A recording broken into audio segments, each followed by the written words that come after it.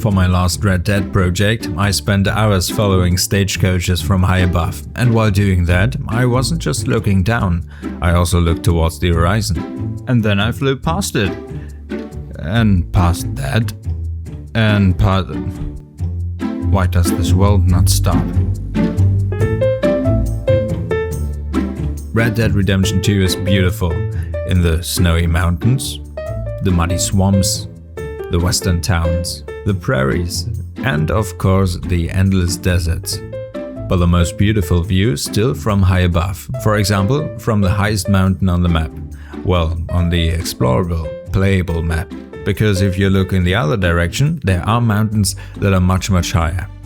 The map of Red Dead Redemption 2 is gigantic. Even on horseback it takes around 20 to 30 minutes to travel from one end to the other. But that's also because the map is designed more like a long corridor, rather than being a square-shaped open world like many other games. At least the playable part is, because technically the world itself is square, and most of it is even modeled. Huge mountain ranges, valleys, forests, massive lakes, and entire regions. Places that most players will never see, places they were never supposed to see. This here is the last mountain we can climb, and maybe we can somehow catch a glimpse into the next valley, but the one after that, or the one after that, no chance. So, why do these areas even exist? Areas that combined are actually larger than the playable map itself. In the first days of development, there is usually a rough story. Main characters are decided, and important locations in the world are planned out, along with the first basic layout. After that, the map creators create a rough version of the map with different climate zones, mountains, rivers, forests, and placeholders for cities. But throughout development, major elements can still change. For example, locations get removed from the map and suddenly there are areas that have absolutely no purpose anymore, like Tempest Rim. Tempest Rim is visible on the map, but we can't actually reach it. The snowy region was originally supposed to contain an important story element, but after that element was moved somewhere else on the map, Rockstar no longer had enough time to create replacement content. So Tempest Rim was simply blocked off with an impossible-to-climb mountain wall. By the end of development, Rockstar was under massive pressure and a huge amount of content was simply cut. Characters, missions, collectibles, whole species, and entire regions. But why is Tempest Rim still marked on the map?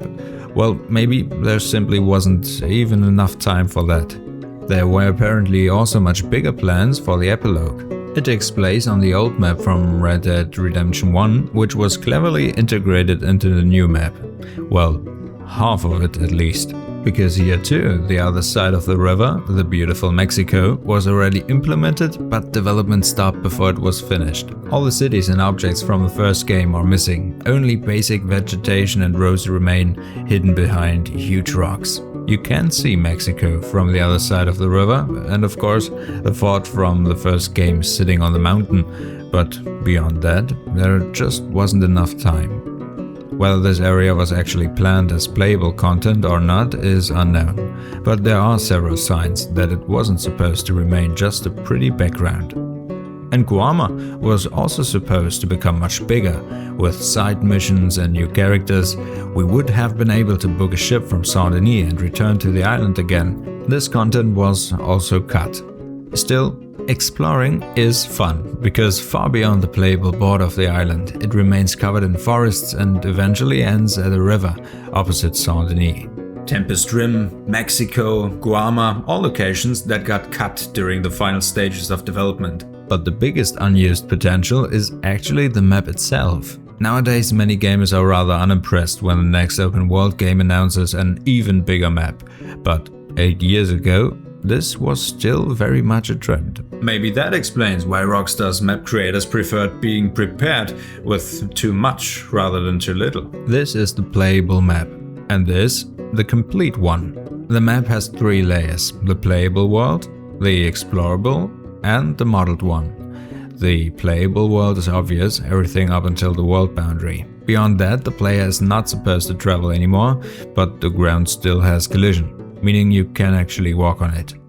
The details are more refined and many areas were originally planned for missions, but later abandoned. That's completely normal during development, but it explains why so many places clearly show that a lot of time was already invested into them. At the northeastern edge, there was supposed to be at least one additional town, a town from which you could have partially seen a massive lake. That is also why the surrounding area is especially rich in vegetation. But in the end, there simply wasn't enough time. The snowy regions were also supposed to become larger, but what is especially strange is the size of Layer 3.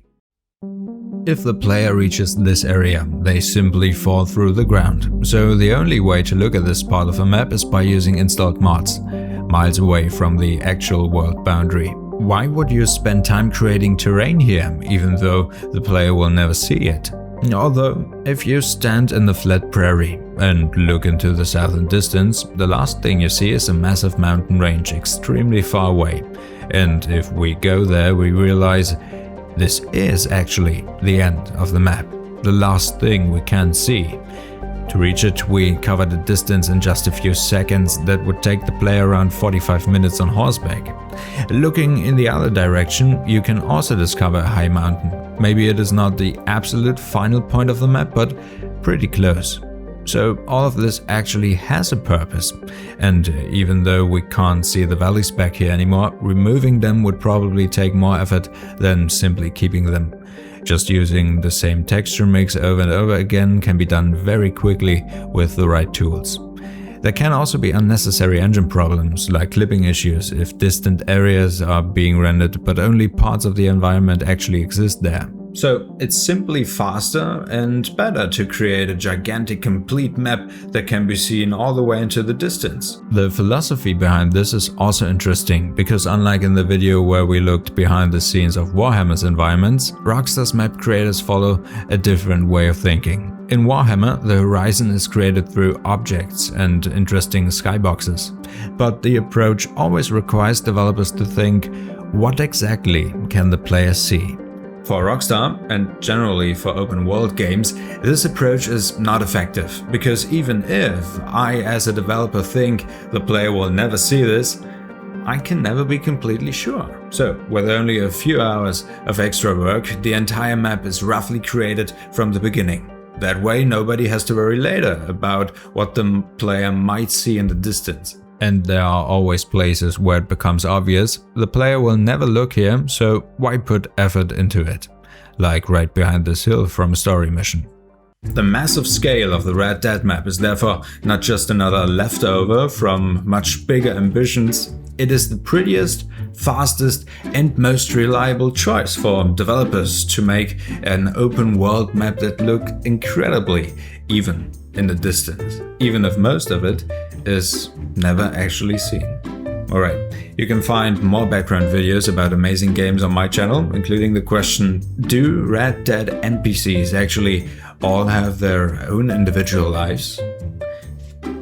Stay smooth and take care. Kisses as always. Yoda.